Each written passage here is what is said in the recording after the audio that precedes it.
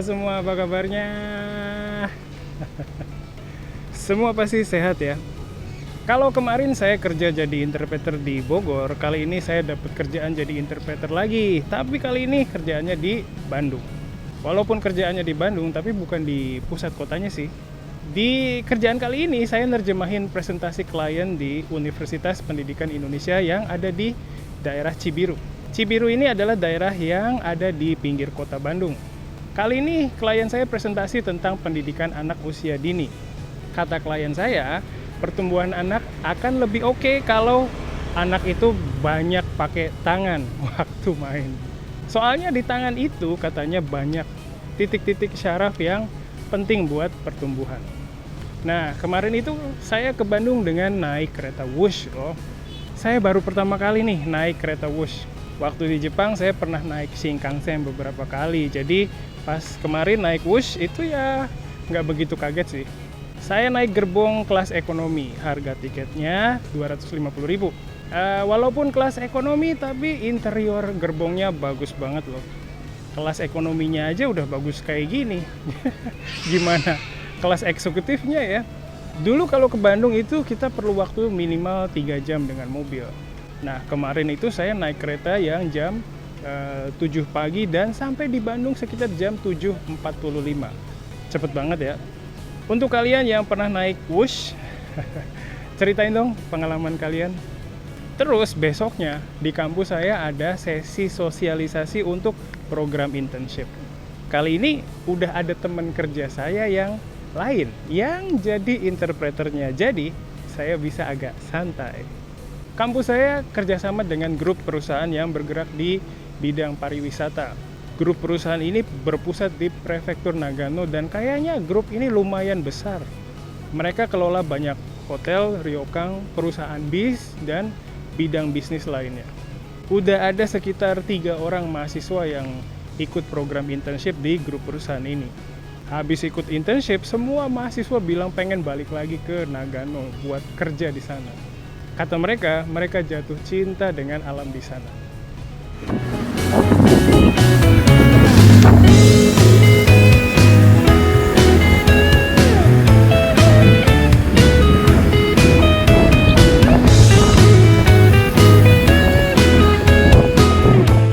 Oke, ya itu tadi cerita keseharian saya.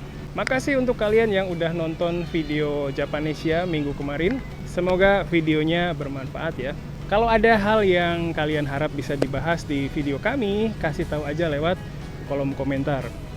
Sebelum saya lanjut cerita, saya mau umumin kalau di tanggal 11 Juli nanti saya akan adain kompetisi presentasi bahasa Jepang di Universitas Dharma Persada. Pesertanya adalah mahasiswa kampus saya yang ambil mata kuliah presentasi bahasa Jepang di semester ini. Terus yang nonton juga mahasiswa kampus, mungkin sekitar 200 orang. Selain itu, saya juga bakal undang anak-anak SMA yang ada di sekitar kampus. Mungkin total penonton ada sekitar 300 sampai 400 orang. Nah, kompetisi ini adalah inisiatif saya dan mahasiswa supaya mereka punya tempat untuk tampil dan ekspresiin diri mereka. Nanti di bagian akhir juga ada penampilan dari para mahasiswa. Ada penampilan dance cover, song cover, tari yosakoi, demonstrasi kendo, dan mungkin ada mahasiswa yang cosplay juga. Untuk kegiatan ini saya juga sedang cari sponsor nih. Kalau ada dari kalian yang mau jadi sponsor, silakan bisa hubungi saya di Instagram atau Facebook ya. Bantuan dalam bentuk apa saja bisa kami terima. Ayo dukung para mahasiswa yang lagi semangat belajar bahasa Jepang ya. Terus kalau mau nonton kompetisinya juga boleh banget. Ayo datang ke kompetisi ini, nanti kalian bisa dapat banyak teman baru. Jangan lupa tanggalnya ya. Kompetisi ini diadain di hari Jumat, tanggal 11 Juli 2025 dari jam 1 siang sampai jam 5 sore. Oke, itu tadi sedikit promosi mengenai kegiatan saya di bulan Juli nanti. Minggu kemarin di Jakarta ada demo besar-besaran yang diadain oleh pengemudi ojek online. Selain demo, mereka juga ngelakuin mogok kerja. Demo dan mogok kerjanya itu diadain pas banget di hari saya kerja ke Bandung. Hari itu saya naik Gojek sampai ke stasiun kereta Wush. Pas pagi saya khawatir nggak bisa naik Gojek karena lagi ada mogok kerja itu. Tapi alhamdulillah masih ada Gojek yang ambil pesanan saya. Terus abang Gojeknya cerita kalau dia masih tetap kerja. Soalnya perlu uang untuk kebutuhan sehari-hari. Terus supaya nggak ketahuan sama pengemudi ojek online yang lain, dia nggak pakai jaket Gojeknya. Selain isu tentang keaslian ijazah Pak Jokowi, masalah tentang ojol atau ojek online ini juga lagi rame. Mereka sebenarnya udah sering adain demo, soalnya potongan untuk pendapatan mereka semakin kesini semakin besar. Di Indonesia sekarang ada macam-macam ojek online, ada Gojek, ada Grab, Maxim, dan InDrive. Mereka itu disebut dengan istilah aplikator. Terus pengemudinya disebut dengan istilah mitra. Kalau dengar dari curhat atau curahan hati para pengemudi ojol di TikTok atau di YouTube, katanya pendapatan mereka sering dipotong lebih banyak daripada jumlah yang udah ditentukan. Berdasarkan kesepakatan antara aplikator dengan pemerintah, besar potongannya adalah 20%. Nah, tapi di lapangan, potongan terhadap pendapatan pengemudi online ini lebih dari itu. Kadang 30%, 40%, bahkan sampai 50%. Pengemudi ojol atau driver ojol ini bilang kalau dulu mereka bisa ngerasa sejahtera dengan penghasilan dari kerjaan mereka, tapi sekarang udah nggak ngerasa gitu lagi. Terus hubungan antara aplikator dengan pengemudi ojol itu hubungan kemitraan, jadi posisi pengemudi ojol yang cuma sebagai mitra ini lemah. Terus payung hukum untuk pekerja seperti mereka juga belum ada, makanya pihak aplikator itu bisa potong pendapatan pengemudi ojol lebih dari 20%. Kondisi ini diperparah dengan adanya kabar kalau perusahaan dari Gojek yang namanya Goto itu mau diakuisisi atau dibeli sama Grab. Kabar ini jadi bikin para pengemudi ojol jadi khawatir dan panik.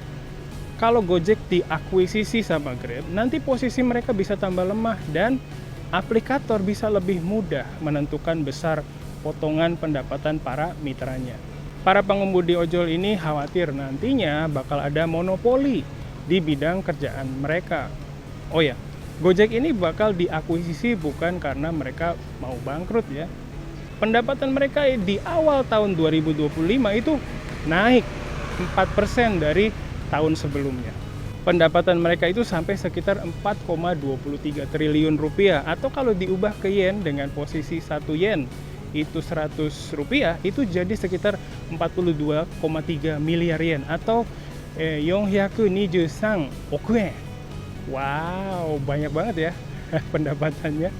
Pendapatan aplikator yang lain juga sama. Keuntungan mereka naik setiap tahun, tapi kesejahteraan para pengemudinya nggak ikut naik. Saya yakin kalau perusahaan Jepang yang kelola bisnis ini, pasti mereka bakal perhatiin kesejahteraan pengemudinya juga.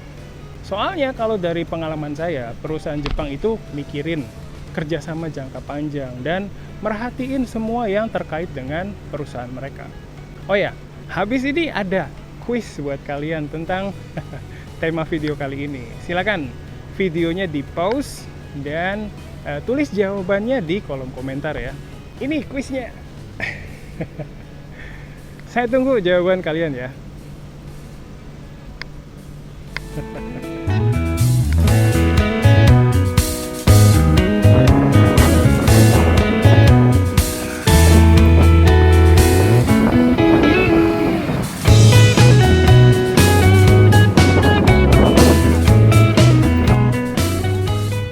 Hai, ここからは日本語で話します。今回の動画で、配車アプリやその運転手さん、などに関する、問題についてお話ししましたけれども、いかがでしたでしょうか。皆さん、ゴジェクやグラブなどを使っていますか？私は自転車を使うことが多いので通勤とかにあまり使っていないんですけれども、ゴーフードとかショッピーフードとかでよく利用しています。便利ですけれども、最近確かに費用が高くなっていますね。さて、今回も日記に出ている単語についてお話ししたいと思いますけれども、その単語はpendapatanのdapatです。dapatにいろいろな意味があって、意味の幅が広い単語の一つですね。dapatにできるやもらうまたはゲットするや、経験するなどの意味があります。そして、接字をつけるとまた他の意味も発生しますので、覚えるのも大変ですね。まず先ほどの3つの意味の例文を見て使い方を確認しましょう。まずできるという意味のdapatの例文を見ましょう。まずsaya dapat menyelesaikan laporan itu dalam waktu 1 jam. そしてadik saya dapat memainkan 3 alat musik sejak kecil. それからkita dapat melihat siaran TV Jepang dengan aplikasi ini という例文です。この dapat はできるという意味のビザと全く同じ意味ですけれども、ビザよりもフォーマル感があって普通の会話ではあんまり使われていないです。普通の会話の場合は、ビザを使いましょう。次にもらうまたはゲットするという意味の dapat の例文を見ましょう。まず、saya dapat tiket konser itu setelah menunggu selama 1 jam. それから、dia dapat beasiswa dari pemerintah karena nilai akademiknya sangat baik. そして、kami dapat banyak pengalaman berharga selama ikut program pertukaran pelajar. という例文です。もらうまたはゲットする以外に、手に入る、手に入れる、得るなどという意味もありますね。意味の幅が本当に広いですね。この dapat を使えるようにするには深く考えないでまず適当に使ってみてください。最後に経験するという意味の dapat の例文を見ましょう。まず selama tinggal di Jepang saya tidak pernah dapat kesulitan. それから selama bekerja di perusahaan itu saya jarang dapat masalah yang serius. 最後に kami tidak pernah dapat gangguan waktu tinggal di apartemen itu という例文です。今の dapat の後に kesulitan とか masalah とか gangguan などという名詞が来ますね。あとそのようなことに遭遇するという解釈もあると思います。他の解釈があったらぜひ教えてください。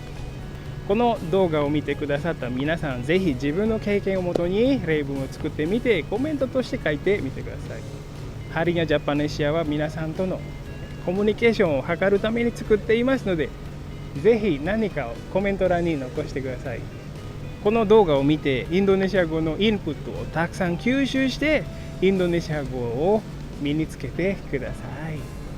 インプットをたくさん吸収しているうちにアウトプットを出したいという気持ちが強くなります。その時にぜひたくさん話したり書いたりしてください。ジャパネシアに毎週このハリニャジャパネシアを書いていますので、わからないところがあったら下にコメント書いていろいろ質問してください。皆さんのアウトプット、そして私からのインプットとフィードバック、このやり取りがとても大事です。Itu dulu sementara ini, sampai ketemu lagi di konten berikutnya ya.